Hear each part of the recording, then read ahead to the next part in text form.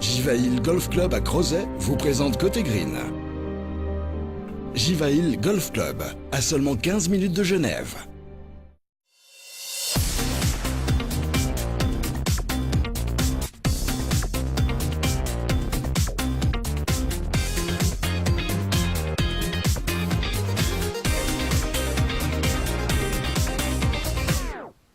Salut à tous, bienvenue, merci d'être avec nous dans ce numéro de Côté Green. Un Côté Green, vous allez le voir, exceptionnel, ici au Golf Club de Beaumont, à quelques pas de Nyon du reste. L'occasion pour nous de nous être entretenus avec Jean-Marc Mommer, le président de l'Association suisse de golf, et également, eh bien, vous le verrez, le président de l'Association européenne de golf. Tout de suite, des explications de Jean-Marc Mommer.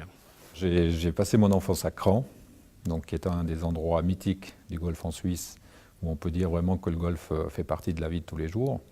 Et puis, après avoir fini mes études, je me suis dit que c'était le bon moment pour commencer à jouer un peu plus sérieusement, vers à peu près 24 ou 25 ans à ce moment-là. J'ai ensuite habité aux États-Unis, qui est aussi une nation du golf. Donc, l'un dans l'autre, j'ai toujours été intéressé et passionné par ce sport. Et puis, petit à petit, les choses étant ce qu'elles sont, je suis devenu président du club de Montreux. J'y suis resté pendant 15 ans, jusqu'en 2013. Ça a été une suite logique après. Voilà, entre deux, on m'a proposé de faire partie du comité exécutif de l'association suisse, et ensuite européenne, etc. J'ai eu diverses fonctions au sein de ces comités avant de prendre le poste que j'ai aujourd'hui. Jean-Marc Mommer, si on parle de chevaux de bataille, quels sont-ils aujourd'hui au sein, pour commencer peut-être, de l'Association suisse de golf, on parle encore de promotion de ce sport, développement, communication aujourd'hui aussi? Alors je dirais qu'il y a quelques axes de travail qui sont importants. Le premier, c'est la préparation de la relève sportive. Donc c'est le sport de performance, c'est le sport chez les jeunes. Ça, c'est vraiment, je dirais, le point d'ancrage de l'association suisse. Le deuxième point d'ancrage, c'est le développement de notre sport en Suisse.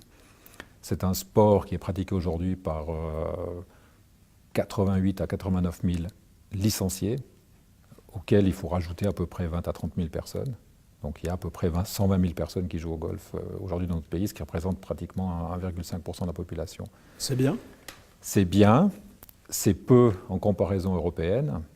C'est peu si on pense aux États-Unis où il y a 25 millions de golfeurs pour 250 à 260 millions. Voilà, exactement. Donc c'est peu, mais en même temps c'est beaucoup parce qu'on a des structures d'accueil au niveau des clubs qui sont quand même limitées, puisqu'il y a 97 clubs aujourd'hui en Suisse. Si vous mettez 1000 joueurs par club, ça représente 100 000 joueurs. Donc on arrive à un point qui sera difficile de franchir.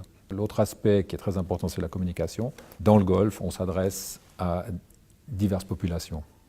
En principe, on ne commence pas à skier à 65 ans. On skiait déjà quand on était plus jeune, etc. Et puis c'est une suite logique. Par contre, au golf, on peut commencer très tard. Donc il y a ce paradoxe de dire on doit travailler avec les jeunes, essayer de les convaincre de venir vers nous, mais en même temps, on doit travailler avec je dirais, les personnes d'âge plus mûr, qui peuvent aussi être intéressées par le golf, parce que c'est un sport qui se pratique très tard. Et qui est très très bon non seulement pour la santé physique, mais aussi pour la santé mentale de ceux qui le pratiquent. Pourquoi est-ce qu'on n'a pas de grands champions ou de grandes championnes, on n'en a pratiquement jamais eu. Comment est-ce qu'on explique qu'on n'arrive pas à sortir vraiment des gros joueurs de golf chez nous?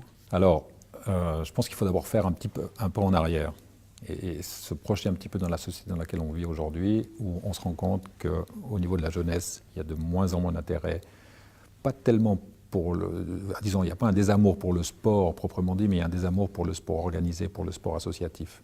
Si vous regardez les statistiques qui sont publiées chaque année par l'Office fédéral du sport, vous remarquez qu'il y a un déclin constant, année après année, du nombre de clubs sportifs en Suisse, que ce soit des clubs de tennis, de gymnastique ou tout ce que vous voulez. Aujourd'hui, on a un système qui a été mis en place depuis la fin de l'année dernière, qu'on a renforcé pendant toute l'année 2015, en appliquant d'autres principes d'organisation que ce qui était en cours dans le passé. Non pas que ces principes du passé étaient mauvais, mais simplement quand ça ne marche pas exactement comme on voulait, il faut essayer autre chose. Et là, on a mis en place une organisation qui est un peu plus décentralisée, qui est plus régionalisée, parce que d'une part, il faut atteindre une certaine masse critique au niveau des athlètes. Parce que c'est facile de créer des athlètes, mais ce n'est pas facile de créer des champions. Donc il faut avoir une certaine masse critique. Si vous n'avez pas cette masse critique, c'est extrêmement difficile de trouver une personne, enfin un joueur ou une joueuse à la Federer ou à la Wawrinka. On voulait qu'il y ait une meilleure communication entre les clubs, qui sont les premiers endroits où on identifie un bon joueur ou une bonne joueuse, et puis les cadres nationaux qui sont un peu l'ultime niveau vers lequel les joueurs, disons, de qualité tendent à arriver. Et ensuite, la transition entre ce monde des amateurs où les joueurs et les joueuses sont relativement soutenus, où il y a un encadrement qui est offert par l'Association suisse de golf, ou alors ces joueurs ou joueuses sont dans des universités, notamment aux États-Unis, où il y a une organisation pour le golf qui les soutient tous les jours. Donc cette transition entre ce statut, cette situation et le monde professionnel, ça c'est un pas qui est extrêmement difficile à faire parce que tout à coup vous êtes livré à vous-même, parce que c'est votre métier, parce que vous avez décidé de faire du golf et gagner votre vie comme ça.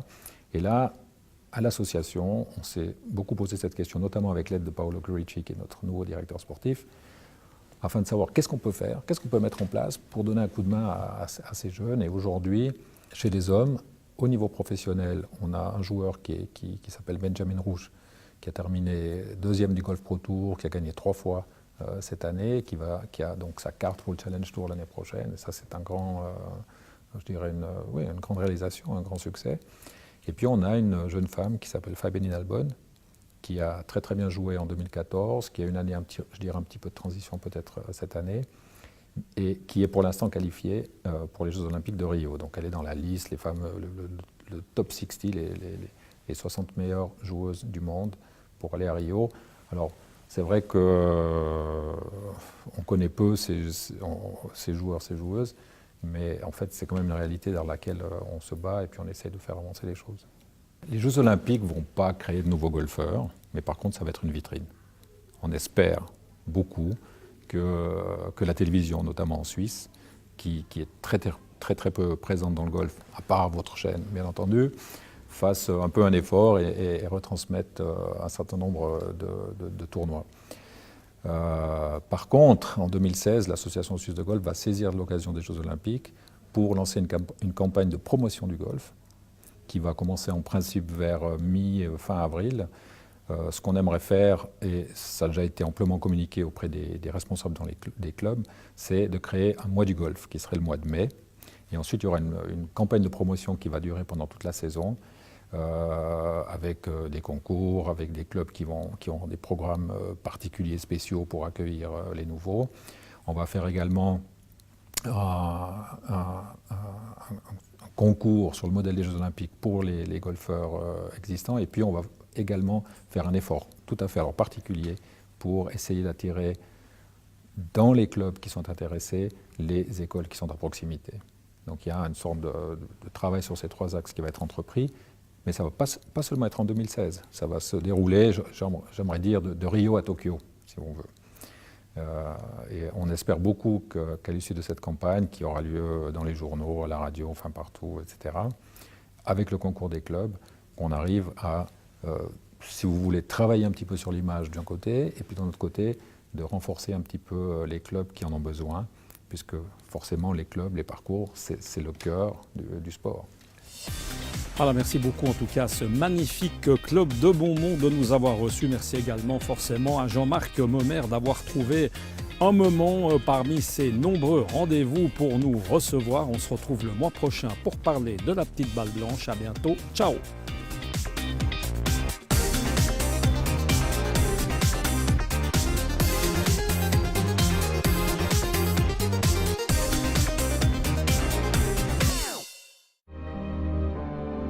Jivail Golf Club à Crozet vous présente Côté Green. Jivail Golf Club, à seulement 15 minutes de Genève.